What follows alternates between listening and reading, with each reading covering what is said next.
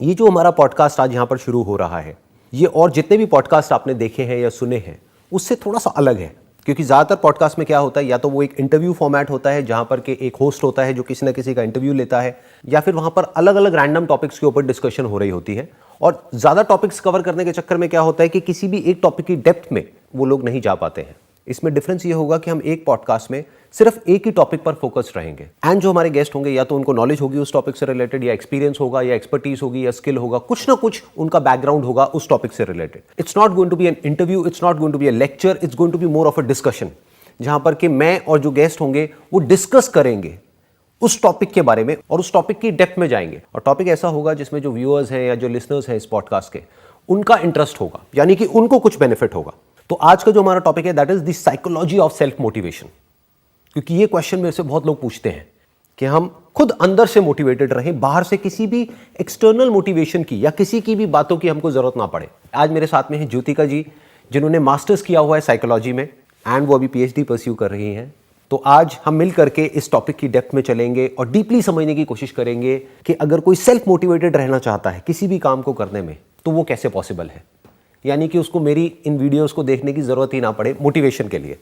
हाँ, अगर वो अपनी इंटेलिजेंस को, अपनी अंडरस्टैंडिंग को या अपने पर्सपेक्टिव को चेंज करने के लिए या उसको बढ़ाने के लिए कोई मेरी वीडियोस देखना चाहता है, then it's good enough, but not for a temporary motivation और अ किक। उसकी उसको जरूरत ना पड़े, वो अंदर से इंस्पायर्ड हो जाए, वो जो करना चाहता है वो कर सके। हम ऐसा क्या करें कि हम सेल्फ मोटिवेटेड रहे ताकि हमें एक्सटर्नल गाइडेंस की ज़रूरत ना पड़े।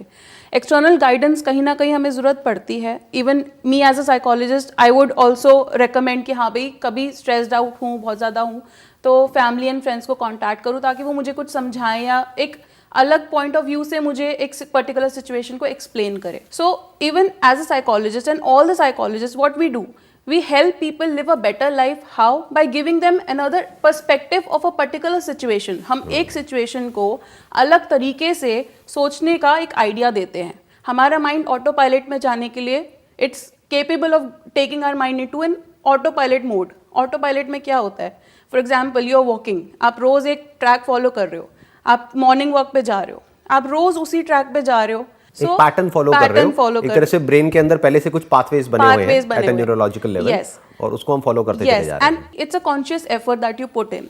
आप कॉन्शियसली खुद को बोलोगे सुबह उठना है। मतलब Monday blues is a common term among people जो ऑफिस जाते हैं रोज regularly. They are like, Monday है, ओके मुझे नहीं जाना, I don't want to get up. In fact कई रिसर्चेस भी हुई हैं जहाँ पे पता लगा है कि वर्ल्ड में सबसे ज़्यादा जो हार्ट अटैक आते हैं मंडे मॉर्निंग को आते हैं।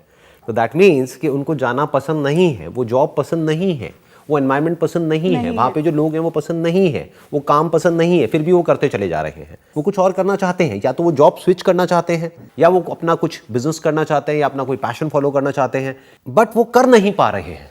उसके पीछे क्या रीजन है? क्योंकि हम बहुत ज़्यादा कंफर्ट जोन में चले जाते हैं। And what is comfort zone?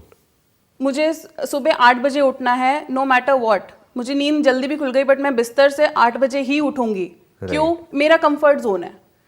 Comfort zone is what you define और what you want to define. जिन लोगों का लाइफस्टाइल है जो सुबह उठ के वॉक पे जाते हैं, उन्होंने वो लाइफस्टाइल कंफर्टेबली उसको क्रिएट करा है, consciously, step by step, yes, आराम आराम से, मतलब एकदम से क्रिएट नहीं हुआ, क्योंकि सुबह उठना जल्दी किसी को भी अच्छा नहीं लगता है। In other words, our brain is kind of hard wired to follow a pattern जो ऑलरेडी एक पाथवे बना हुआ है हमारी ब्रेन के अंदर, यानी कि एक हैबिट बनी हुई है। तो we are kind of hard wired, we are kind of coded to follow that. उसके अंदर अगर हम चलते रहे तो कोई दिक्कत नहीं है, बट जैसे ही उसके बाहर हम निकलते हैं या उसके बाहर कुछ भी नया करते हैं या कुछ भी उसको चेंज करने की कोशिश करते हैं तो हम डर जाते हैं। क्योंकि मैंने थोड़ा बारीकी से ऑब्जर्व किया अपने कुछ फ्रेंड्स को, कुछ रिलेटिव्स को, और उनसे पूछा, क्योंकि मेरे को एक क्यूरोसिटी रहती है कि समझूं कि उनकी साइकी क्या है, जिनको जो कि फॉर एग्जांपल सिगरेट के एडिक्ट हो गए हैं। उनसे पूछा कि भाई तुम छोड़ते क्यों नहीं हो? तुम्हें तो दिख रहा है पैकेट के ऊपर ऐसी इमेजेस बनी हुई है कि इससे ये हो सकता है, वो हो सकता है, and it is very clear, they know it for sure, consciously they know and they want to leave it.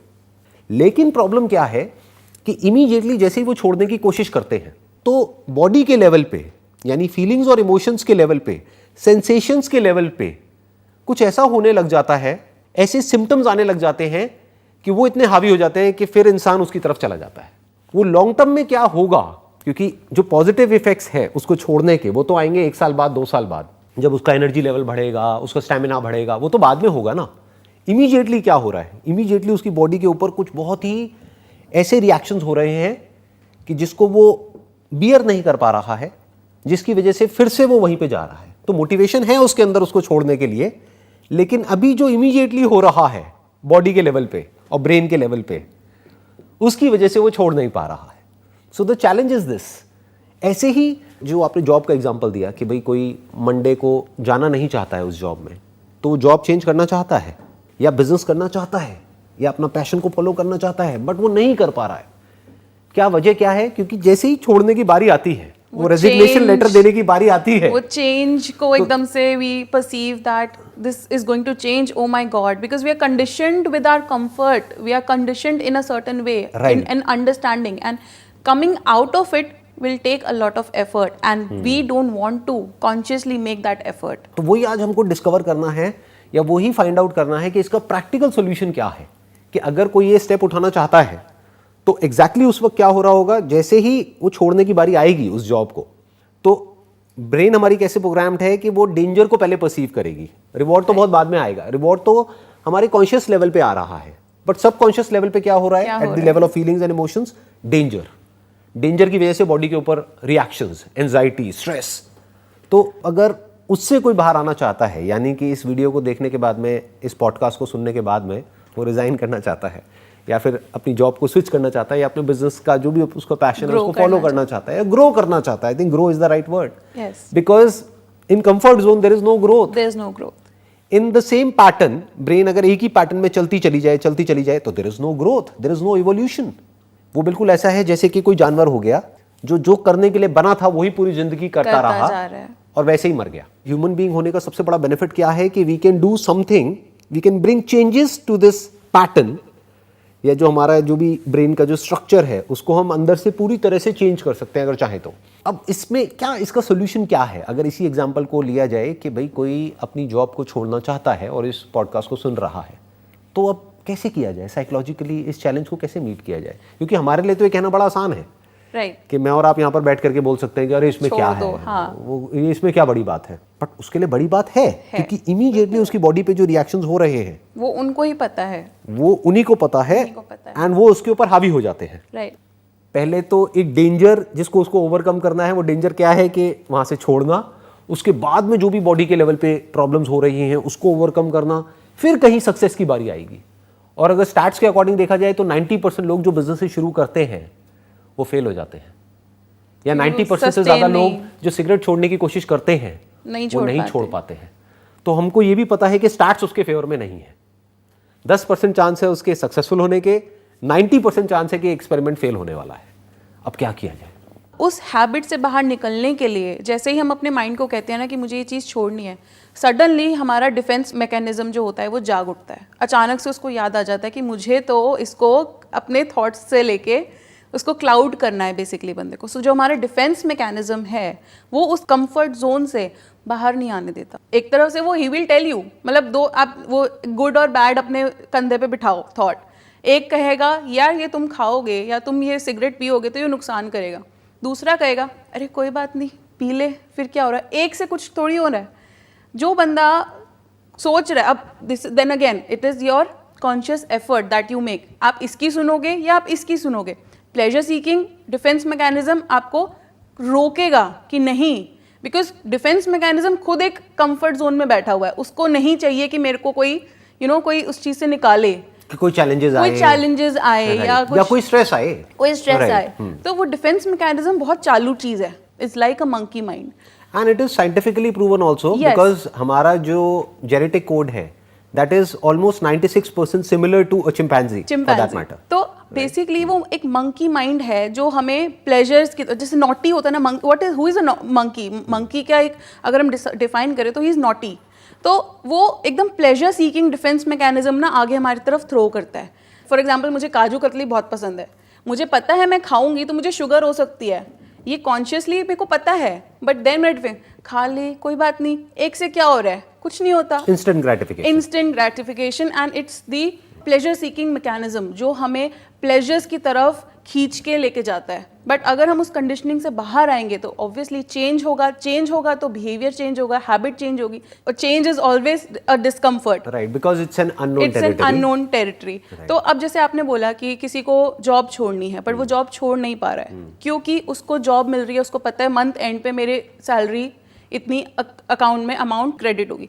That is certainty भी बोल सकते हैं, सिक्योरिटी भी बोल सकते हैं, सिक्योरिटी भी बोल सकते because that is security is not a desire, it's a need, it's a human need. Yes. And even not just humans but animals also seek security. हाँ, अगर आपने जॉब छोड़ने के बारे में सोचा है तो वही defence mechanism is all not wrong, वो कहीं ना कहीं करेक्ट भी है, और बिल्कुल करेक्ट है। देखा जाए तो अगर स्टैटिस्टिकली देखा जाए तो वो 90% तो सही है ना, करेक्ट ही है ना, क्योंकि 90% पॉसिबिलिटी है कि वो अपने जॉब छोड़ करके कुछ बिजनेस करेंगे और वो फेल हो जाएंगे, रिस्क लेंगे।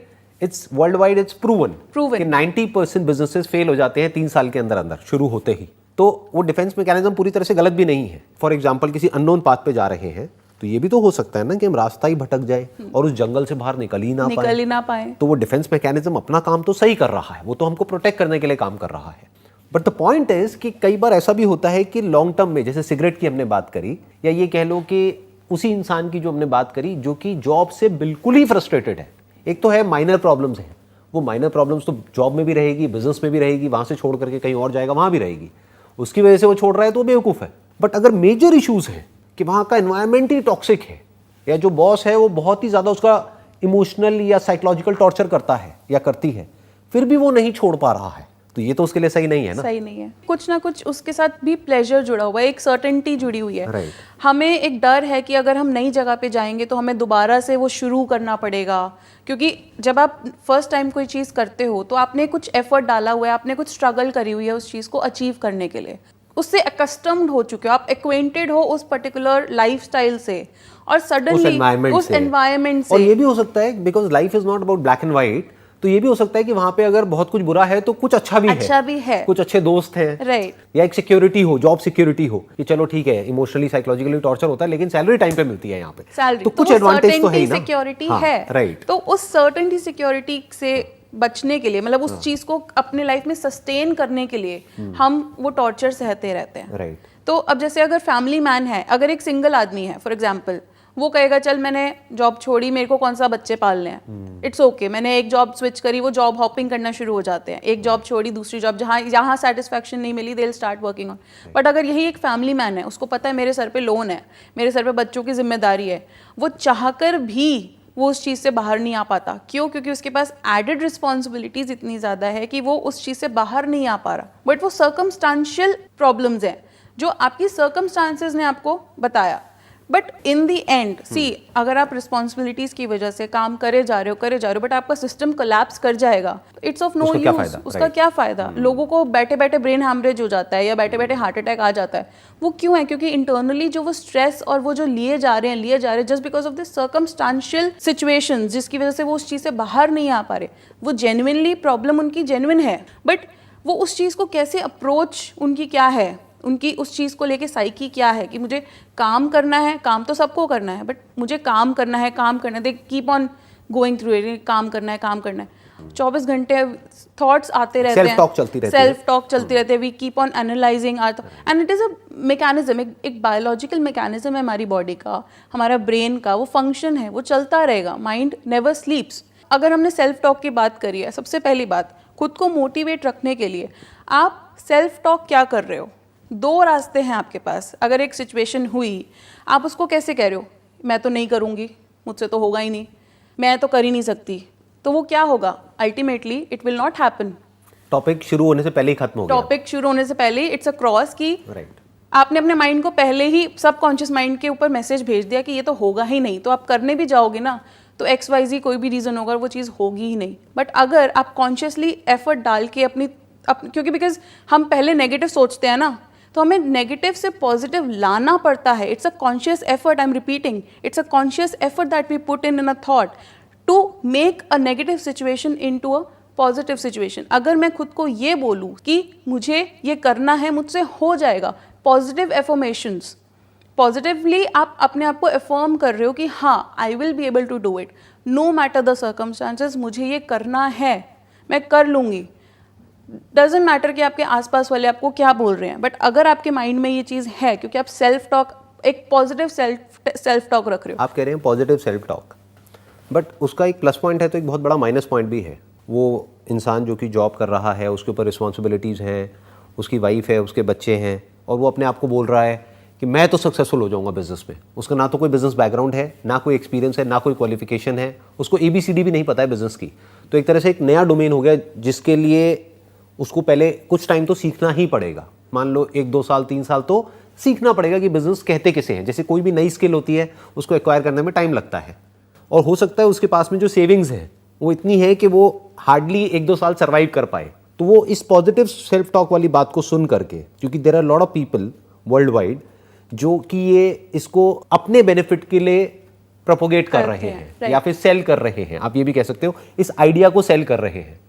ये जो पूरी की पूरी पॉजिटिव थिंकिंग के ऊपर एक इंडस्ट्री है कि भाई पॉजिटिव सोचो, पॉजिटिव सोचो। मैं कभी ऐसे भी नहीं होगा। हाँ, मैं कभी भी अपने सेशंस में इस पे इतना फोकस नहीं करता, ना पॉजिटिव पे ना नेगेटिव पे। उसके पीछे एक रीजन है कि अगर उस इंसान ने बहुत ज्यादा अपने आप को पॉजिटिव बोल करके I will become a millionaire और a billionaire within the next 1 or 2 years, और पता लगा जैसे ही वो It's not रियलिटी में possible. गया कि जो था उसके हाथ में सेविंग्स वो भी खत्म हो गई, वो जॉब भी हाथ से गई। अब बच्चों की ना तो फीस देने के लिए उसके पास में पैसे हैं, ना घर का खर्चा चलाने के लिए पैसे हैं, ना घर का रेंट देने के लिए पैसे हैं, जो लोन है सर पे वो इंस्टॉलमेंट भरने के भी पैसे नहीं है। और ये कोई थ्योरेटिकल बातें नहीं है, ये रियल है। yes, Right. practical है। क्योंकि अगर हम बुक्स पढ़ते हैं बहुत सारी, तो वहां पे थ्योरेटिकल बातें होती है कि ऐसा कर लो, वैसा कर लो, ये कर लो, वो कर लो। तो अब प्रॉब्लम ये है कि even according to me, maybe we can have a different opinion on that, like मेरे हिसाब से ये जो पॉजिटिव सेल्फ टॉक है वो काम नहीं आने वाली है इस सिचुएशन में। तो अब क्या किया जाए? पॉजिटिव सेल्फ टॉक का मतलब ये नहीं कि आप सेल्फ ग्लोरिफिकेशन में चले जाओ, खुद को इतना बड़ा बना दो कि मैं तो ये कर लूंगा, मैं तो no, it's baby steps, it's about taking baby steps. आप धीरे धीरे धीरे धीरे, आप अभी सोच रहे हो कि मैंने ये जॉब छोड़नी है, टेक अ बेबी स्टेप, मुझे ये जॉब छोड़नी है, मुझे ये क्यों जॉब छोड़नी है, then again another step, step by step positive self talk होनी चाहिए, रादर दैन मैं ये कर लूंगा, मैं वो। हवाई के लिए Rome wasn't built in a day, it took time, धीरे धीरे ईट बाय ईट वो बिल्ड हुआ। So that is how self talk should be build. That's a very valid point. So what you are saying is कि positive self talk अपने आप में किसी काम की नहीं है अगर वो हवा में है। हवा में इट है। Must be based upon reality. It has to has a base. कि हमको क्लियर होना चाहिए कि एग्जैक्टली हम क्या करने वाले हैं, कैसे करने वाले हैं, क्यों करने वाले हैं, और उसका ये भी कि अगर वो नहीं हुआ तो मेरा बैकअप प्लान क्या है। बैकअप प्लान क्या, एंड फिर अगर वो नहीं हुआ तो हम फेलियर को कैसे अपनी लाइफ में वे कर रहे हैं, कैसे हैंडल करेंगे, कैसे या handle फिर ऐसा तो करेंगे। नहीं है कि मैं बिल्कुल ही खत्म हो जाऊंगा उस फेलियर की वजह से। तो एक आपको एक बैकअप, एक बेस रखना पड़ेगा कि Right. अगर मेरे पास बजट है 1 लाख का, तो मैं एटलीस्ट 10-20,000 30,000 अपने पास एक बैक में रखूंगी, ताकि मुझे पता है कि अगर ये नुकसान भी हुआ तो हाउ एक्सेप्टिंग और how I can accept the failure. या हम इसका उल्टा भी कर सकते हैं कि 10-20,000 रखने की बजाय खर्चे 10-20,000 लगाऊंगी बिजनेस में और बाकी का रखूंगी कि उसी को हम बेबी स्टेप बोलेंगे ना। हाँ, बेबी कि स्टेप करना ही है तो मैं छोटे लेवल से करूंगी, छोटे लेवल से स्टार्ट करो, बहुत ही धीरे छोटे लेवल से, जहां पे अगर मैं फेल हो भी गया या हो भी गई तब भी एक्चुअल में मेरी लाइफ के ऊपर कोई फर्क ना पड़े, या मेरी फैमिली पे या मेरे बच्चों पे कोई फर्क ना पड़े। इन्वेस्टमेंट कितनी है, आप इन्वेस्ट कितना कर रहे हो। जैसे एक ब्लूप्रिंट बनाते हैं ना, हम एक बिल्डिंग है, हमने एक बिल्डिंग कंस्ट्रक्ट करी है, तो हमने पहले उसका एक ब्लूप्रिंट बनाया। राइट। तो वैसे ही हमारी लाइफ में जो भी प्लान्स हम करना चाहते हैं, जो भी अचीव करना चाहते हैं, उसका पहले एक ब्लूप्रिंट होना चाहिए। एंड सेल्फ ग्लोरीफाइड नहीं होना चाहिए कि हवाई के लिए जो बनाते हैं लोग बैठ के, मैं बैठा हूँ और वो जैसे कहते हैं ना कि बैठे रहो, पॉजिटिव सोचते रहो, ये चीज आएगी, ऐसा थोड़ी आएगी। ऐसे नहीं you will have to get up, you will have to make an but effort. बहुत सारे लोग ये मानते हैं क्योंकि ये मानना उनके लिए कन्वीनियंट है, तो उनको कुछ करना नहीं पड़ेगा ना। Yes. उनको है कि बस बैठे बैठे सोचते रहो, ये मेरे साथ में ये हो जाएगा, वो हो जाएगा, ये गाड़ी आ जाएगी, ये घर हो जाएगा, ये हो जाएगा, और वो आ जाएगा। जाप कर रहे हो, Most people मेरे पास think. गाड़ियां है, मेरे पास गाड़ियां है, मेरे पास नो। इमेजिन कर रहे हैं, ये कर रहे हैं, वो कर रहे हैं। Lot of people think in that way, क्योंकि इस तरीके से बहुत सारी बुक्स हैं, बहुत सारी ऐसी वीडियोस हैं जहां पर लोग इसी तरीके से बात करते हैं कि तुम्हें और कुछ करने की जरूरत नहीं है, क्योंकि यही लोग सुनना चाहते हैं। And I read that book when I was in my teenage, but I took that lesson. मैंने कहा ठीक है, लॉ ऑफ अट्रैक्शन काम करता है, तो लॉ ऑफ अट्रैक्शन को भी तो कुछ मटेरियल दो मुझे। फॉर एग्जांपल एक फ़ोन खरीदना है, मुझे पता है कि मेरा ये फ़ोन का बजट 60,000 है, फ़ोन मिल जाए, फ़ोन मिल जाए, फ़ोन मिल जाए। People will call me stupid, are you stupid, are you what, you are not earning. तो बैठे बैठे थोड़ी हवा में भगवान प्रकट मान होंगे। लो फोन आ भी गया, अगर आप पूरे दिन यही सोचते रहे, इसको दूसरे तरीके से देखते हैं कि चलो फोन आ जाएगा, इट विल वर्क। वो कैसे काम करेगा? आप बैठे बैठे सोचते रहे फोन मिल जाए, फोन मिल जाए, फोन मिल जाए। आपकी सैलरी है मान लेते हैं 15-20 हज़ार पे, वो फोन आ भी जाएगा इंस्टॉलमेंट पे। देयर आर फाइनेंस कंपनी जो आपको दे देगी फोन। अरे भैया किस्त कहाँ से भरोगे? किस्त कहाँ से भरोगे? तो फोन वही तो आ गया, हाँ। लेकिन जो लोन आया उस लोन को कैसे चुकाओगे? कैसे चुकाओगे? और ऐसे फोन आया तो आप कहोगे देखो मैंने सोचा मेरे पास फोन आ गया, फोन आ ऐसे गया। गाड़ी भी आ जाएगी कहीं ना कहीं से। नो, अब क्या करोगे? Baby steps. आप तो फंसते चले जा रहे हैं। Baby steps. आपने अगर एक शॉर्ट टर्म गोल बनाना बहुत ज़रूरी है। मैं लोगों को बोलती हूँ जो मुझसे पूछते हैं कि how can we switch our thoughts और कैसे में हम वो चीज़ अचीव करें, मैं यही बोलती हूँ take baby steps and make short term goals. और एक बात बताइए ना कि जो इंसान सही डायरेक्शन में एक्शन ले रहा है, यानी कि जो अपनी कैपेबिलिटी को बढ़ा रहा है, जिस भी फील्ड में वो है उस फील्ड में, तो उसको कुछ मांगने की जरूरत ही क्या है? ज़रूरत ही नहीं है। उसके पास पे तो जो चाहिए उससे ज़्यादा ही होगा ना। और उसमें वो पेशेंस होगी, वो एक लेवल ऑफ अंडरस्टैंडिंग होगी कि मैं, मेरा ये पैशन है। ठीक है, अभी सक्सेस नहीं आ रही है, एकदम से नहीं आएगी।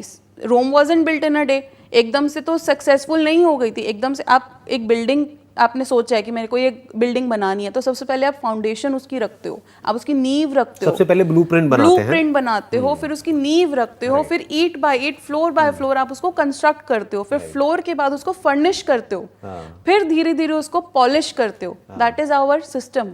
ऐसे ही हमें अपने आप को भी करना चाहिए।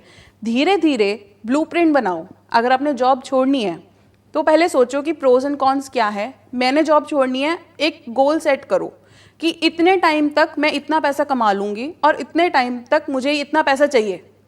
उतना टाइम तक तो कंटिन्यू करो जॉब को और 100% दो अपना। बिकॉज अगर आप फ्यूचर का सोच के प्रेजेंट में अपना 100% नहीं दे रहे हो तो ना फ्यूचर का कोई फ़ायदा है ना प्रेजेंट का कोई फ़ायदा है। दोनों में आप यू विल बी जगलिंग, वो दो नाव में सवार होने वाली बात हो जाएगी। एक बैक इन द माइंड आप अपना प्लान चालू रखो कि हाँ मुझे ये चीज़ अचीव करनी है, बट साथ में उस चीज़ को शॉर्ट टर्म गोल बना के अपनी प्रेजेंट जॉब में उतना पैसा इकट्ठा करो और उसमें भी आप सीखो, लोगों को सीखो, लोगों को देखो। एक अगर आप किसी के अंडर जॉब कर रहे हो तो उस बंदे ने भी उस पर्टिकुलर फर्म को खोलने के लिए बहुत सारे एफर्ट लगाया होगा, उसने भी वो रिस्क लिया होगा 10 साल पहले, 5 साल पहले। जो एस्टैब्लिश्ड फर्म्स हैं, कोई भी XYZ, डेल है, अमेजॉन, एनीथिंग, उन्होंने भी स्टार्ट करने से पहले कुछ एफर्ट करा होगा, कुछ हार्डवर्क करा होगा, एक ब्लूप्रिंट बनाया होगा जो 10-20 साल तक उनको लगा कि हाँ एक सॉलिड कंपनी है। चलो हो सकता है उन्होंने इतना ज़्यादा नहीं सोचा होगा कि इतना हम फ्लरिश कर जाएंगे, but they took baby steps. ये जो आप बेबी स्टेप्स की बात कर रहे हैं ना, इनफैक्ट इसके पीछे बहुत सारी साइंटिफिक स्टडीज़ भी हैं, बहुत सारी रिसर्चेस भी हैं जो ये कहती है कि हमारा ये जो पूरा का पूरा जो कंडीशनिंग है ब्रेन की, यानी कि जैसे ही हम कुछ नया करने की कोशिश करते हैं और एक सेल्फ डिफेंस मैकेनिज्म है वो एक्टिवेट हो जाता है। अगर उससे आपको बचना है तो you have got just 5 seconds. आपने भी कहीं ना कहीं पढ़ा होगा इसके बारे में, राइट? 1 2 3 4 5। अगर उस 5 सेकंड के अंदर रिएक्शन नहीं आप दिया कोई एक्शन ले लो तो आप बच सकते हो, नहीं तो वो इतना हावी हो जाएगा आपके ऊपर कि आप नहीं कर पाओगे, राइट? यानी उस वक्त हमको कोई बेबी स्टेप लेना है, कोई एक्शन लेना है जिससे कि उसको हम ओवर रूल कर सके। एक तरीके से वो जो हमारी कोडिंग हुई पड़ी है ब्रेन के अंदर, उस कोडिंग को या उस कंडीशनिंग को हम चेंज करने की तरफ पहला स्टेप उठा सके। राइट। स्टेप्स डिफाइन करते हैं कि स्टेप 1 क्या होना चाहिए, स्टेप 2, स्टेप 3, स्टेप 4, जिसको कोई भी जो भी अभी हमको देख रहा है या सुन रहा है वो उसको फॉलो करे और अपनी किसी भी हैबिट को वो चेंज कर पाए और उसके लिए वो सेल्फ मोटिवेट हो पाए। यानी कि इन स्टेप्स को अगर वो आराम से ठंडे दिमाग से फॉलो करता है या करती है तो उसको और कुछ करने की जरूरत ना पड़े। तो सबसे पहला जो स्टेप है, जो आप ही की बात से मैं एक आइडिया लगा पा रहा हूं, वो सबसे पहला स्टेप ये है अ बिलीफ सिस्टम कि मैं कर सकता हूं, आई कैन डू इट। क्योंकि अगर बिलीफ सिस्टम किसी का ऐसा है कि मैं नहीं कर सकता, मान लो because of the family background या कंडीशनिंग या घर में जो भी पेरेंट्स की बातें सुनी हैं या जो भी देखा है, उसकी वजह से अगर किसी का बिलीफ सिस्टम ऐसा है कि मैं तो कर ही नहीं सकता या मैं कर ही नहीं पाऊंगा, तो बात ही वहीं पे खत्म हो जाती है। तो पहले तो अपने बिलीफ सिस्टम को चेंज करना पड़ेगा। यानी कि वहां पर क्या होना चाहिए कि एटलीस्ट उस इंसान के अंदर इतना आने लग जाए कि मैं कर सकता हूं या मैं कर सकती हूं। अगर मैं एक छोटे से लेवल से बिजनेस करता हूं तो वो हो सकता है, क्योंकि हो सकता है हमारी इस कॉन्वर्सेशन से एकदम से लोगों के माइंड में क्या आएगा, because of the pre conditioning, कि आपने कहा कि अच्छा 1 लाख रुपए ना लगा करके 10-20 हज़ार से बिजनेस शुरू हो जाए, तो 10-20 हज़ार से कौन सा बिजनेस शुरू होता है, उससे तो हो ही नहीं सकता। तो टॉपिक क्लोज। पहले तो माइंड में ये होना चाहिए कि हो सकता है, पास्ट में बहुत लोगों ने किया है, हमें कुछ लर्न करने के लिए पहला अनलर्न करना पड़ेगा. It is very important. अगर हम उस चीज़ को अनलर्न नहीं करेंगे तो हमारे मन में प्री कंसीव नोशंस रहेंगे. बट अनलर्न कैसे करेंगे? अनलर्न करने के लिए खुद को ओपन रखना पड़ेगा पहले, कि आपके पास एक न्यू सेट ऑफ इंफॉर्मेशन आई है, न्यू सेट ऑफ बिलीफ. जैसे आपने बिलीफ सिस्टम की बात करी, अब अगर एक बिलीफ सिस्टम को हम चेंज करने की कोशिश करें तो बहुत सारे कॉन्फ्लिक्ट्स आएंगे. एग्जिस्टिंग बिलीफ सिस्टम्स हैं, एग्जिस्टिंग जो बिलीफ वहां पर एक सिस्टम क्लैश हो है जाएगा. वहां पे वो कॉन्फ्लिक्ट्स, तो हमारे मन में वो अंडरस्टैंडिंग, कंटेक्स्ट की अंडरस्टैंडिंग होनी चाहिए कि हम उस बिलीफ सिस्टम को चेंज करना चाह रहे हैं, तो यानी बहुत सारे कॉन्फ्लिक्ट्स आएंगे. तो ये अंडरस्टैंडिंग की कॉन्फ्लिक्ट्स आएंगे, बट हमें इस पर्टिकुलर बिलीफ सिस्टम को आगे लेके जाना है. मतलब बेसिकली अगर इसकी स्टार्टिंग पॉइंट देखा जाए तो वो स्टार्टिंग पॉइंट ये नहीं है कि एकदम से ओवरनाइट हमारी बातें सुनी या मेरी या किसी की भी बातें सुनी या कोई बुक पढ़ा और एक नया बिलीफ सिस्टम बन गया. इसका सबसे पहला स्टेप है लड़ाई खुद से लड़ाई करनी पड़ेगी. खुद से खुद की लड़ाई होगी. खुद से खुद की लड़ाई करनी पड़ेगी, क्योंकि हमारे अंदर ही दो सेल्फ है ना. हाँ. एक एग्जिस्टिंग सेल्फ है और एक नया हमारा न्यू इमेजिनरी सेल्फ है. yes. जो हम क्रिएट करना चाहते हैं. तो उन दोनों की आपस में लड़ाई होगी. वो दोनों भिड़ेंगे और हर स्टेप पे एक दूसरे के साथ, और वो भिड़ते ही रहे बॉडी के लेवल पे, not just at a psychological level but at a psychosomatic level. यानी कि बॉडी के लेवल पे, फीलिंग्स के लेवल पे, इमोशंस के लेवल पे, सेंसेशंस के लेवल पे प्रॉब्लम्स होंगी. तो एक पर्सन को तैयार होना है. हाँ, हमारा एक एड्रेनल को फेस करने के लिए एड्रेनल रश हो जाएगा एक बॉडी में ना, एकदम से गूज बम्स आ जाएंगे, रिलीज हो जाएगा, एनीथिंग, बिकॉज़ क्योंकि बॉडी कुछ भी हो जाएगा, ब्रीदिंग चेंजेस हो जाएंगे, कुछ भी. हाँ, but then we have to observe those changes. Observe करने से भी पहले हमको पता होना चाहिए कि ऐसे चेंजेस होंगे. yes. और वो अंडरस्टैंडिंग आएगी ऐसे सेशन से जो अभी हम डिस्कशन कर रहे हैं. आई थिंक इस डिस्कशन का यही मोटिव है कि लोगों को पता हो कि ऐसा होगा. क्योंकि अगर किसी को पता ही नहीं है तब तो वो डर जाएगा ना, तब तो वो उसके ऊपर हावी हो जाएगा. बिल्कुल ऐसा है कि जैसे कोई किसी नए रास्ते पे जा रहा है और वहां पर उसको पहले ही पता हो कि अच्छा यहाँ पर ना ये कांटे लगेंगे ही, तेरे को बच ही नहीं सकता. मतलब मे बी वे इतना छोटा है कि वहां से उन कांटों से बचने का तरीका ही नहीं है. कांटे लगेंगे बट थोड़ी सी देर के लिए होगा वो, थोड़ी सी देर के लिए. तेरे को वहां से होकर के ही निकलना पड़ेगा. तो वो टनल है, लगेंगे, तेरे को दर्द भी होगा, खून भी निकलेगा, ये भी होगा, वो भी होगा, बट तू डरियो मत. You have to persist because in order to reach on the other side.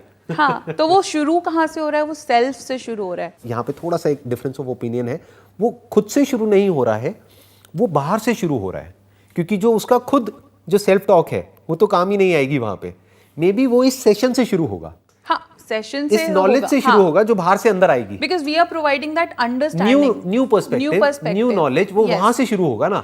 कि जैसे ही कोई न्यू नॉलेज, न्यू पर्सपेक्टिव या कोई न्यू बिलीफ सिस्टम बाहर से अंदर आएगा, तब एक क्लैश होगा अंदर. क्योंकि अगर बाहर से कुछ नया आया ही नहीं, उसने पहले ही अपने आप को बंद करके रखा है, अपने दिमाग को बंद कर दिया. जैसे बोलते हैं ना, mind is just like a parachute, it can't work unless it's open. तो I think first step is not motivation, it is not positive self talk. Opening yourself to new learning. Exactly, it is opening yourself to new ideas, to new thoughts, to new possibilities, to new creativity.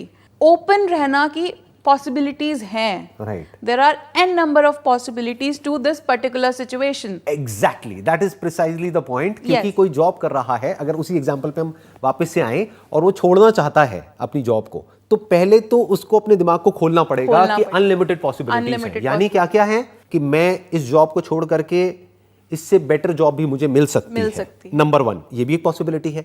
Better किस वे में? Financially भी better हो सकती है, हो सकता है वहां का एनवायरमेंट भी बेटर हो सकता है वहां पे हर चीज में इस जॉब से फार बेटर जॉब्स एग्जिस्ट करती हैं और वो मुझे मिल सकती है.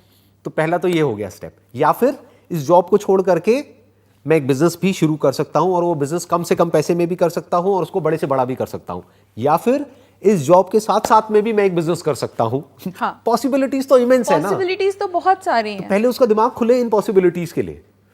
जो काम में भी बाहर से होगा, क्योंकि जैसे ये जो कंडीशनिंग हुई है, हुई कैसे है? धीरे धीरे अंदर हुई और वो बाहर रिफ्लेक्ट हो रही है. वो बाहर से अंदर आई है.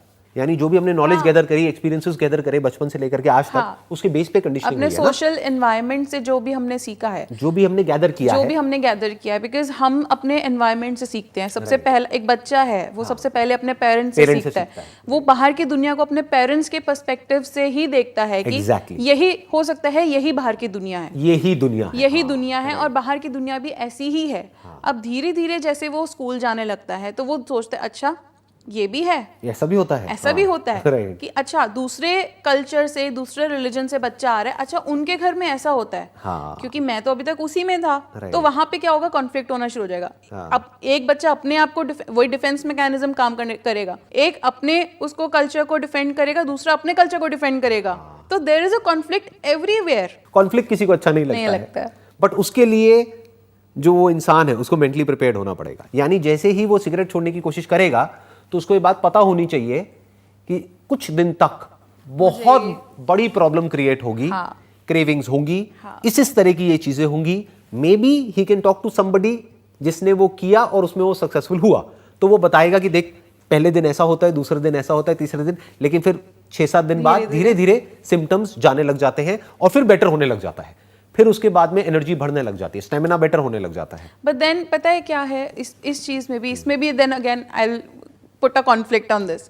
अगर मैंने फलाने के एक्सपीरियंस से ये चीज करी, उसका सर्कमस्टांसेस अलग रहा, उसका एक्सपीरियंस अलग हो सकता उसका है, एक्सपीरियंस अलग हो सकता है, उसका डीएनए, उसका जेनेटिक कोड बिल्कुल अलग है हमसे, हो सकता है उसकी फैमिली बहुत ज्यादा मोटिवेटिंग है, उसको Right. एक्सटर्नली वो कैसे वो supporting मिला है, हाँ, सपोर्ट। right.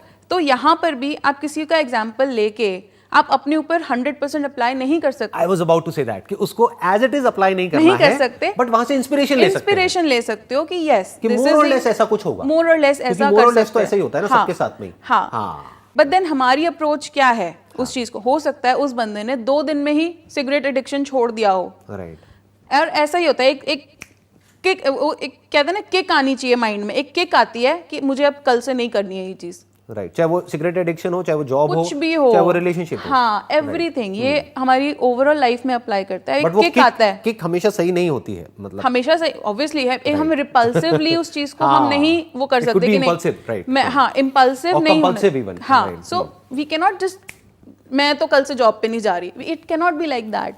धीरे धीरे उस चीज को फॉर्म में लेकर आना पड़ेगा, धीरे धीरे उस थॉट पे डेवलप करना पड़ेगा।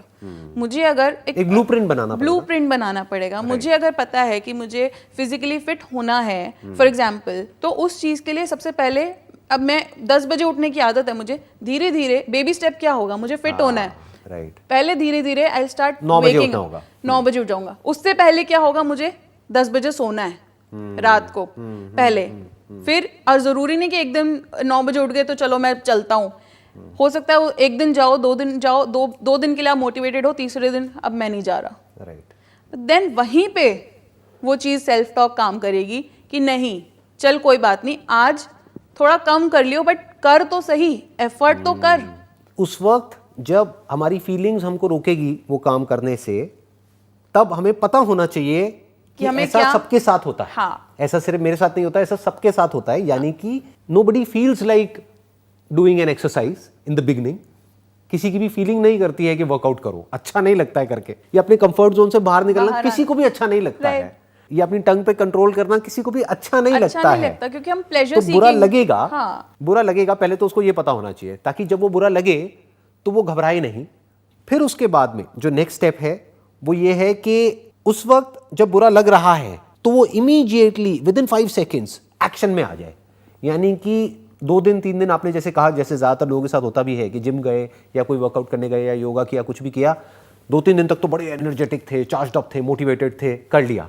4-5 दिन बाद क्या हुआ कि मन नहीं कर रहा, they don't feel like doing it. May be वो जिम करने की वजह से या वो एक्सरसाइज करने की वजह से बॉडी में पेन हो रहा है, जो होएगा ही शुरू में, क्योंकि मसल्स जब तक टीयर नहीं होगी तब तक ग्रो कैसे करेगी। तो वो जो क्रैम्प्स आ रहे हैं ना, उसको फाइट करने के लिए भी जाना पड़ेगा आपको। राइट, तो अब उस वक्त जैसे ही अंदर से ये आया कि छोड़ना क्या करना है, बिकॉज ऑफ उसके पीछे रीजन क्या है, वो physical pain and physical sensations जो कि हमको रोक रही है आगे बढ़ने से, जो एक अनकंफर्टेबल फीलिंग है।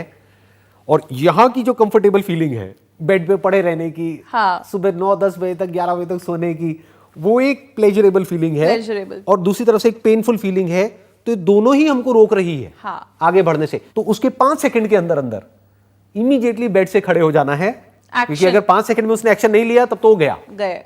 उसको 5 सेकंड रूल भी पता होना चाहिए, 5 सेकंड रूल। इसके ऊपर आई थिंक कुछ रिसर्चेस हुई है, इसका कोई नाम भी है, I am not sure, even I am not into, I am bad with names, so I don't remember the names.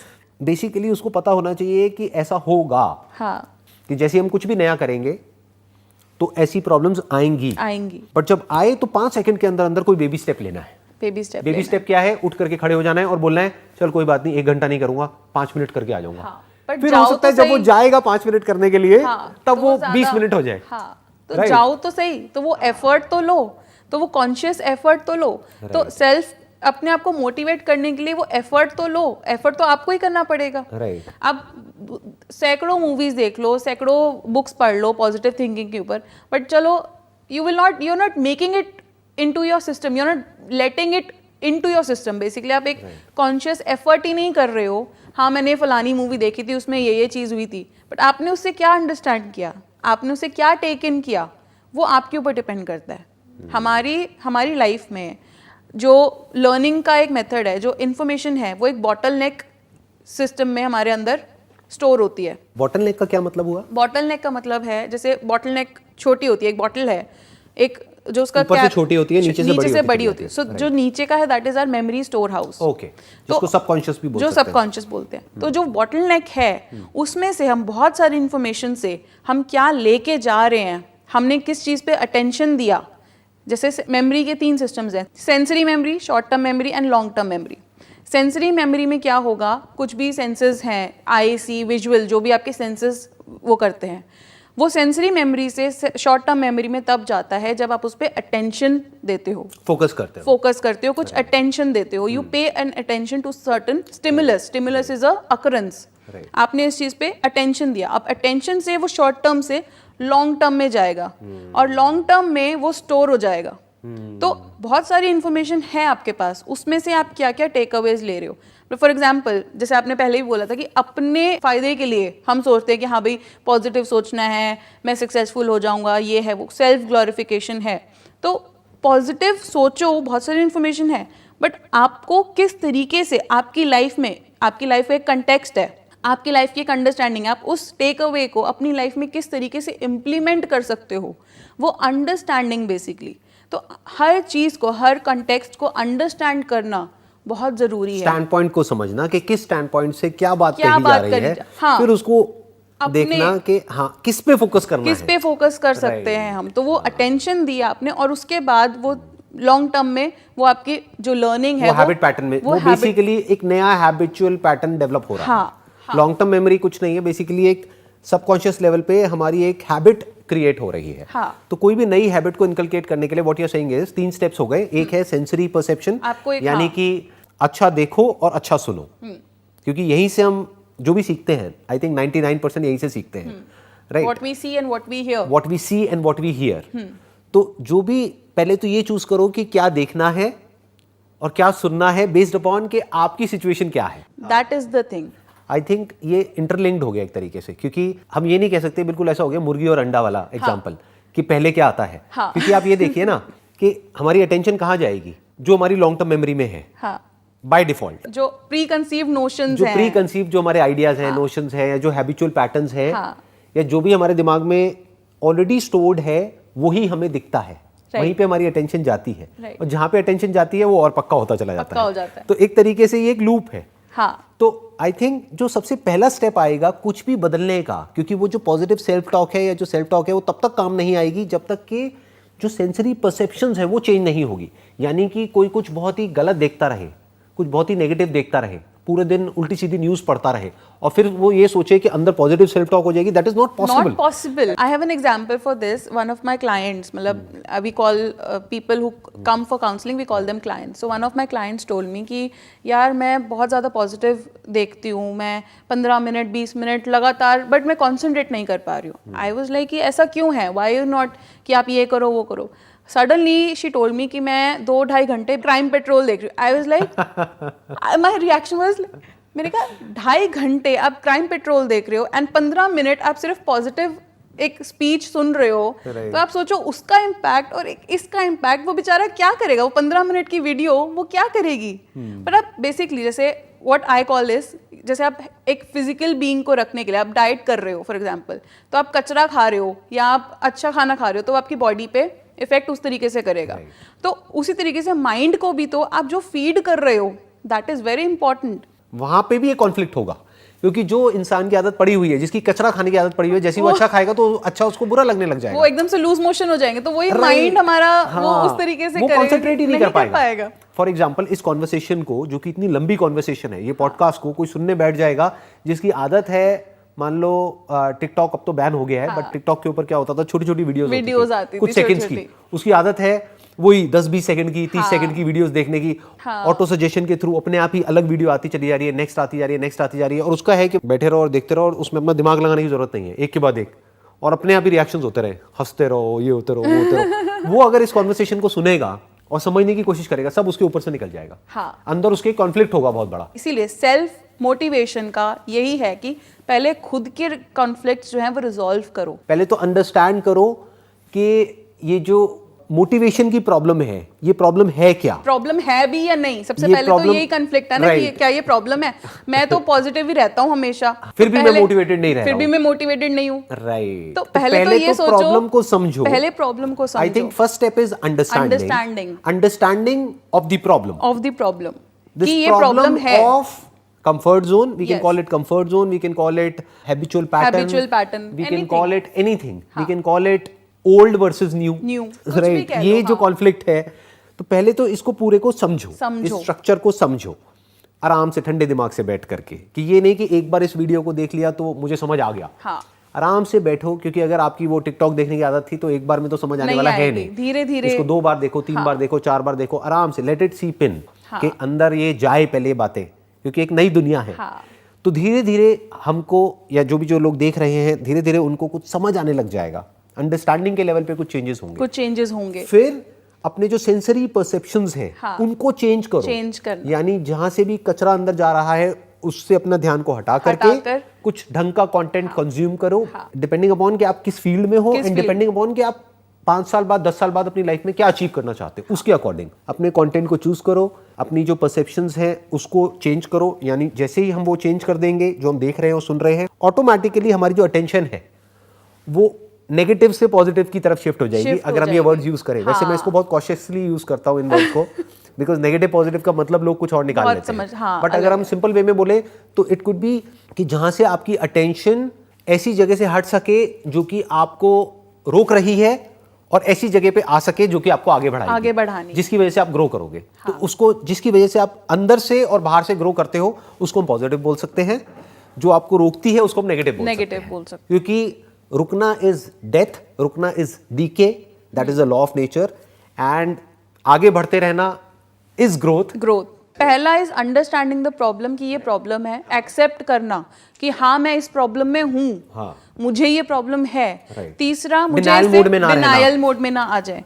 तीसरा है, मैं क्या कर सकता हूँ कि मेरा ये चेंज हो, कि क्या क्या पॉसिबिलिटीज, लर्निंग और अनलर्निंग का कॉन्सेप्ट है, जो अनलर्न करना जो हमारी प्रीवियस बिलीफ सिस्टम है, एंड देन अगेन अंडरस्टैंड कि ये कॉन्फ्लिक्ट रहेगा, and you must not get carried away by that conflict, क्योंकि वो तो रहना ही है, मरते दम तक रहेगा, और हर एक की लाइफ में रहेगा, और हर एक की लाइफ में है। जो सोशल मीडिया पे ऐसे शो कर रहे हैं कि मेरी लाइफ में कोई कॉन्फ्लिक्ट नहीं है, वो झूठे, एक नंबर झूठे हैं। वो फेस पे वो मुखौटा पहना हुआ है उन्होंने। ऐसा कोई नहीं है पूरी दुनिया में जिसकी लाइफ में कोई प्रॉब्लम ना हो, या जिसकी लाइफ में कोई कॉन्फ्लिक्ट ना हो। हर एक की लाइफ में कोई ना कोई कॉन्फ्लिक्ट चलता ही रहता है, और चलता ही रहेगा मरते दम तक। तो अगर हम ग्रो करने की कोशिश करेंगे तो ये वीडियो भी पूरी वीडियो भी वही लोग देखेंगे जो एक्चुअली में चेंज चाहते हैं। अगर कोई, यानी कि बहुत कम लोग देखेंगे, क्योंकि वो चेंज, अच्छा, चाहना और करना is again different, but it will be another discussion. इसमें एक और भी एक लेयर आ जाती है, एक है चाहना यानी कि विश, एक है डीपली चाहना यानी कि डिजायर, एक है बर्निंग डिजायर, और फिर है करना। वो तो बहुत बात का स्टेप आ गया। करना। तो इट्स, अगर मैं बहुत एक कंक्लूजन पे आए अगर हम, और मैं मिनिमाइज कर दूं सारे स्टेप्स को, तो पहले समझना, understand that this is a problem, understand the problem, then understand that you are in this problem, right, then changing your belief system एकदम से नहीं होगा, कॉन्फ्लिक्ट होगा, मतलब हर लेवल पे कोई ना कोई कॉन्फ्लिक्ट होगा। जैसे ही हम कुछ भी बदलने की कोशिश करेंगे, the moment we think about changing something about our personality, yes, there will be a conflict that is inevitable. Please, आगे आप बताइए। Then fourth step, observation. Observe yourself as you go through these changes, rather than getting too attached to some positive और negative. कि मतलब बीच बीच में ऐसा भी होगा कुछ दिन जब कुछ बहुत अच्छा हो जाएगा आपके साथ में, और कुछ ऐसा भी होगा जब बहुत बुरा हो जाएगा, बट ऑब्जर्वेशन का आपका मतलब ये खुद है को कि observe उसको करना। लेट गो करो, Yes. उसको सीरियसली मत लो। हाँ, बट खुद को ऑब्जर्व करो, खुद के इमोशंस को अगर आप खुद को वैसे ऑब्जर्व नहीं करोगे, खुद को as a third person observe करने की That's कोशिश what, करो। right. खुद कि को don't as a get too attached to the positive or the negative outcomes. हाँ, आप खुद को ऑब्जर्व करो कि आप इस पर्टिकुलर चीज को कैसे परसीव कर रहे हो, एंड खुद को ऑब्जर्व कर रहे हो कि ये कॉन्फ्लिक्ट हो रहा है मुझे, तो मैं इस चीज को कैसे परसीव कर रहा हूँ, या मैं इस कॉन्फ्लिक्ट से बचने के लिए मेरा डिफेंस मैकेनिज्म, बेसिकली अपने आप को एक थर्ड पर्सन की तरह रख के देखो। What are you doing? What changes are you bringing in your life? Is it happening or is it not happening? If it is happening, that means you are on the right path. But if it is not happening, that means there is, again, you have to start From step one. From step Right. one. And again, always remember, Right. everything in our life is systematic and has to have or has to be achieved in a baby step manner. अगर हम ये सोचे कि मुझे 10 साल बाद ये building खड़ी करनी है, तो उसके लिए आज एक ब्लूप्रिंट बनाना पड़ेगा, और उसके लिए उसकी नींव रखनी पड़ेगी, उसके लिए सारे रिसोर्सेज देखने पड़ेंगे कि क्या है और क्या नहीं है, और फिर उस पर बिल्ड करना पड़ेगा। And it is a slow and it is a gradual process. जैसे आपने बीच में एक एवोल्यूशन का एग्जाम्पल लिया, एवोल्यूशन भी it's a gradual process. Evolution did not happen in one day, है ना। तो एवोल्यूशन जो है, हम अभी भी एवोल्यूशनरी स्टेज में है, and we will keep on evolving. तो उस एवोल्यूशन को ये समझना कि इट, और ये जो हैबिट्स हैं, habit formation, everything is a part of evolution. तो it is a slow process. This very understanding that everything happens gradually and slowly will bring a very good change in us. हमने क्या क्या examples यहाँ पे touch करे थे, उन सारे एग्जांपल्स को सम अप कर दें इन स्टेप्स के थ्रू, तो आई थिंक वो अच्छा हो जाएगा। हमने 3 एग्जांपल्स टच करे थे अपनी पूरी कॉन्वर्सेशन में, एक सिगरेट का, जॉब एक का, हमने जिम का एग्जांपल टच किया था, और एक जॉब का एग्जांपल टच किया था। अगर इन तीनों एग्जांपल्स को हम स्टेप बाय स्टेप देखें कि ये सारे स्टेप्स इसमें कैसे अप्लाई होते हैं, कि चाहे सिगरेट हो, चाहे एक्सरसाइज का हो, या फिर जॉब को स्विच करने का ऑप्शन हो, या जॉब को स्विच करके जो भी अपना बिजनेस करना है या व्हाटएवर इट इज, तो इसमें क्या करना होगा? स्टेप 1 में अंडरस्टैंड करो कि ये प्रॉब्लम है। अंडरस्टैंड करो कि ये प्रॉब्लम है, यानी कि अगर आप सिगरेट पी रहे हो तो सबसे पहले तो ये समझो कि ये प्रॉब्लम है। क्या ये प्रॉब्लम है? Is it a problem? Question mark. Is it a problem? May not be a problem in the short term, but in the long term it's a problem. Cigarette के एग्जांपल में तो हम बोल सकते हैं लोगों को पता है कि वो प्रॉब्लम है। दूसरा जो हमारा एग्जांपल था हेल्थ वाला, उसमें भी इंसान को ये समझना पड़ेगा कि अगर मैं कोई वर्कआउट नहीं करता हूं तो इसके लॉन्ग टर्म क्या, इसके लॉन्ग टर्म इफेक्ट्स क्या होंगे, कि अगर मैं अपनी मसल्स को स्ट्रांग नहीं बनाता हूं तो मेरी बोन्स के ऊपर किस तरीके से इफेक्ट आएगा। वो हम अपने घर में ऑब्जर्व कर सकते हैं, लोगों को देख सकते हैं कि उसकी वजह से क्या प्रॉब्लम होती है। तो पहला तो स्टेप ये है कि प्रॉब्लम को समझो, कि अगर हम कुछ नहीं करते हैं, यानी उस लेजीनेस को अपने ऊपर हावी होने देते हैं, तो कितनी बड़ी प्रॉब्लम फ्यूचर में क्रिएट हो सकती है। शॉर्ट टर्म में प्लेजर है, बट फ्यूचर में कितनी बड़ी प्रॉब्लम है। राइट। और तीसरा हमारा एग्जांपल था जॉब वाला, कि अगर एक टॉक्सिक एनवायरनमेंट में आप जॉब कर रहे हो तो वो कितनी बड़ी प्रॉब्लम है। वो उसके लिए ज्यादा कुछ नहीं करना है, गूगल पे जाकर के स्टडी करो, देखो मंडे के दिन सबसे ज्यादा हार्ट अटैक लोगों को क्यों आते हैं, मंडे मॉर्निंग में ऐसा क्या होता है। तो आप भी उसमें से एक हो सकते हो, राइट, कि जो भी आप सोच रहे हो वो सब बेकार है अगर कल आपको हार्ट अटैक आ जाए तो। हाँ, सी आपका सिस्टम ही कोलैप्स कर जाएगा, तो आपके बैंक में पड़े हुए पैसे काम नहीं आएंगे, कुछ भी काम नहीं आएगा, कुछ भी काम नहीं आएगा, और आपकी फैमिली भी क्या करेगी? They will suffer. मतलब सब कुछ ही बेकार है अगर आप मेंटली पीसफुल ओवर नहीं स्ट्रेस वाली स्टेट में हो। अगर माइनर है वो तो चलता है, बट अगर आपकी लाइफ में बहुत ज्यादा स्ट्रेस है बिकॉज ऑफ योर जॉब, तो I think there is high time कि आप कुछ और सोचो। राइट। तो पहला स्टेप तो हो गया तीनों ही केस में, अंडरस्टैंडिंग द प्रॉब्लम डीपली। इस अंडरस्टैंडिंग को भी हम ब्रेक डाउन कर सकते हैं 2 पार्ट्स में, कि अभी एग्जैक्टली क्या हो रहा है और आगे क्या हो सकता है, और आगे क्या होने वाला है। Maybe on a piece of paper, right, कि अगर मैं ये करता रहा तो अभी इसके क्या प्रोज एंड कॉन्स है, और फ्यूचर में 5 साल बाद या 10 साल बाद इसके क्या प्रोज एंड कॉन्स होंगे। तो इसका मतलब कि एक पेपर पेन ले करके उसको अंडरस्टैंड करो डीपली, जो भी आप करना चाहते हो उसको, कि जो करते रहे अगर वैसे ही करते रहे तो क्या होगा, उसके अपने क्या प्रोज एंड कॉन्स है, और अगर चेंज किया तो उसके अपने क्या प्रोज एंड कॉन्स है। तो that must be very clear. That is like understanding the problem. What is step 2? कि आप उस प्रॉब्लम में हो, कि एक्सेप्ट करो कि आई एम इन दैट प्रॉब्लम। ये नहीं कि रात को जा करके 2 पैग लगाए और सोचा कि हो जाए, फर्क पैदा है। हाँ। ये बड़ा टिपिकल डायलॉग है, दिल्ली में तो आपने सुना होगा, बहुत चलता है। I come from a Punjabi family, so I understand this concept कि की फर्क पैदा होने दे जो होने देख लांगे, like that, होने दो जो होना है। My wife is Punjabi and I am बनिया, तो मैंने भी ये डायलॉग बहुत सुना है। ignorant, खा लेना की फर्क हाँ, पैंदा है। वही ना, ignorant, पहले उनको ये समझ आए कि फर्क पैंदा है। हाँ, कि फर्क पड़ रहा है, एंड देन एक्सेप्ट कर रहे हो खुद को। तो अंडरस्टैंडिंग देन एक्सेप्टेंस। पहला हो गया अंडरस्टैंडिंग ऑफ द प्रॉब्लम, दूसरा है कि मैं इस acceptance of the problem in fact हूँ। That I am in a problem yes, and I need to find out a solution. Find out a solution. Third is conflict को accept करना। The moment you try to change something, it. there is going to be a conflict. तो लड़ाई ये होगी। Understanding that there will be conflict at every step of change, and understand that and remember it, recall कर लो, अपने system में लिख लो, कहीं पे भी change is the only constant. May be हम इसको एक नाम दे सकते हैं जिस कॉन्फ्लिक्ट की हम बात कर रहे हैं, जिससे कि हर कोई एकदम से रिकॉल करे और उसको समझ आए कि एग्जैक्टली क्या हो रहा है। We can call it Mahabharata, okay, ना? या फेयर इनफ, या between what should be and what is. हाँ, what is and what it should be. It's a conflict between right and wrong. It's a conflict between two ideologies. It's a conflict between two thought processes. Yes. Right? तो एक conflict होगा। Conflict तो मतलब होगा। कि तीसरे step में एक महाभारत होगी, बाहर भी और अंदर भी। हाँ, देन उसके लिए रेडी रहना है। तो you need to be a warrior. Yes, तो अब उस कॉन्फ्लिक्ट की वजह से डरना नहीं है, हाँ, एक्ट करते रहना act करना है। यानी अगर हम महाभारत का एग्जांपल ले तो जैसे उसमें भी यही हुआ था ना, अर्जुन के हाथ कांप गए थे हाँ, जब सामने हाँ, देखा, हाँ, क्योंकि उसके अपने थे। हाँ, क्योंकि देखा जाए तो वहां पे भी अपनों से लड़ाई हो रही थी ना। प्रॉब्लम ये नहीं थी कि लड़ाई हो रही है, क्योंकि लड़ाई करना तो अर्जुन का काम था। प्रॉब्लम ये थी कि सामने अपनों मेरे से हो अपने रही है, हैं। हाँ। तो यहाँ पर भी आपके अंदर ही खुद से लड़ाई खुद होगी, की ये खुद तो और की, बड़ी लड़ाई हाँ, हो गई ना। हाँ। तो बेसिकली महाभारत और कुछ नहीं है, अपनों की अपनों से लड़ाई है ना। हाँ, राइट, तो बेसिकली यहाँ पर भी प्रॉब्लम यही आने वाली है अपनी कि लड़ाई जैसे ही वो होगी मोमेंट अपनों से। आएगा आपके अंदर, आपके ही एक पुराने वर्जन की, आपके अपने एक नए वर्जन से, लड़ाई ये कह लो आपके अपने एक पास्ट वर्जन की, आपके अपने एक फ्यूचर वर्जन से एक बहुत बड़ी लड़ाई होने वाली तो है। उस वक्त डरना नहीं है, हाँ, एक्शन लेते रहना है, यानी छोटे छोटे बेबी स्टेप्स लेते रहने हैं, हाँ, तीर चलाते रहने हैं। हाँ, राइट, राइट, Perfect, रुकना yes. नहीं है, धनुष बाण को छोड़ना नहीं है, डटे रहना है मैदान पर। अगर आप फोर्थ स्टेज पे पहुंच भी गए तो भी यू हैव दैट कैपेसिटी और टेंडेंसी की to you fall back to step one, step one, फिर वापस से स्टेप 4 पे आना होगा। फिर एक चींटी भी है, चींटी भी अगर एक एग्जांपल लेते हैं, पुरानी कहावतें हैं कि चींटी दाना लेती है, दीवार पे चढ़ रही है, एक स्टोरी है हिंदी में, चींटी दीवार पे चढ़ रही है, वो गिरेगी पर वो दाना लेके फिर ऊपर चढ़ जाएगी।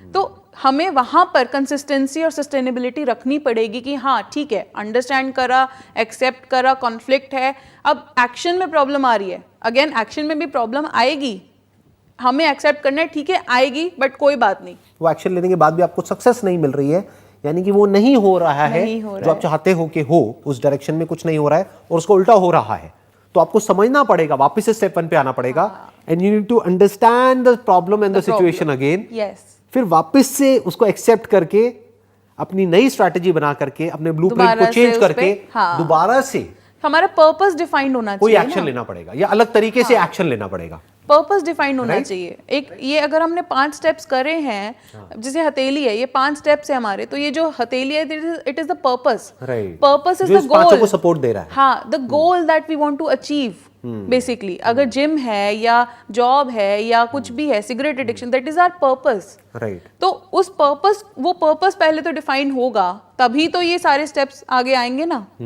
तो purpose is not a step but it is the ultimate goal, is the centre point of a wheel, centre point of the wheel, ये भी हम कह सकते हैं ना, क्योंकि जिसने उन सारे उसको जोड़ रखा है, पूरे व्हील को जो जोड़ा सेंटर हुआ पे है, जिस पे वो सारा बर्डन है, तो वो हो गया पर्पस, राइट। तो सेंट्रली हो गया पर्पस। पर्पस क्या है? उस काम को करने की वजह। वो वजह हमेशा याद रखनी है, क्योंकि जैसे ही आप एक्शन लोगे और वो कॉन्फ्लिक्ट होगा, फिर आप बेबी स्टेप लोगे तो हो सकता है कभी आपको सक्सेस भी मिलेगी, कभी फेलियर भी मिलेगा। फिर जैसे ही सक्सेस मिले तो that means you are in the right direction, तो आगे बढ़ जाना है, ज्यादा वहां पे एक्साइटेड नहीं होना है। फेलियर भी मिले तो भी it is a right direction only, क्योंकि आपको कुछ ना कुछ लर्निंग मिलेगी। बट वहां पे एक और पॉइंट आएगा कि अगर सक्सेस मिले तब तो ठीक है, बट अगर फेलियर मिल रहा है तो यू नीड टू सी कि उसके पीछे वजह क्या है। हो सकता है आपका ब्लूप्रिंट ही गलत हो सकता है आपका मैप गलत हो, आपकी डायरेक्शन गलत हो, तो वापस से प्रॉब्लम को समझना पड़ेगा, या हो सकता है जो आप कर रहे हो उसी को बदलना पड़ेगा।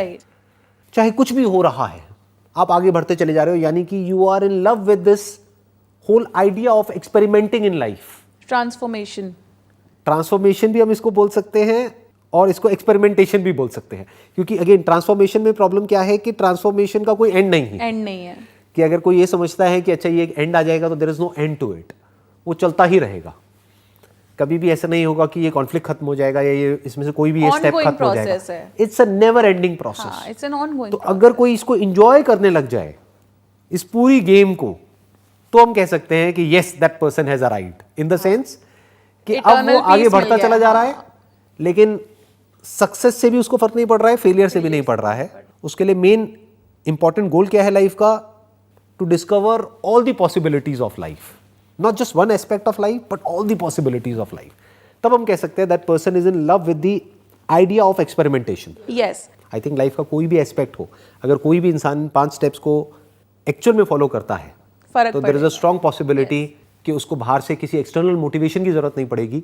हाँ, अंडरस्टैंडिंग की जरूरत पड़ेगी, नई लर्निंग की जरूरत पड़ेगी, नए पर्सपेक्टिव्स की जरूरत पड़ेगी, वो हर एक को पड़ती है। बट हमने कुछ थियोरेटिकल नहीं डिस्कस करा है। We have discussed the practical possibilities of these steps. Right. और अगर इन 5 स्टेप्स को कोई भी अपनी लाइफ में बारीकी से समझता है और फॉलो करता है, there is a strong possibility कि वो सेल्फ मोटिवेटेड रहेगा। और सिर्फ कुछ टाइम के लिए नहीं, हमेशा के लिए।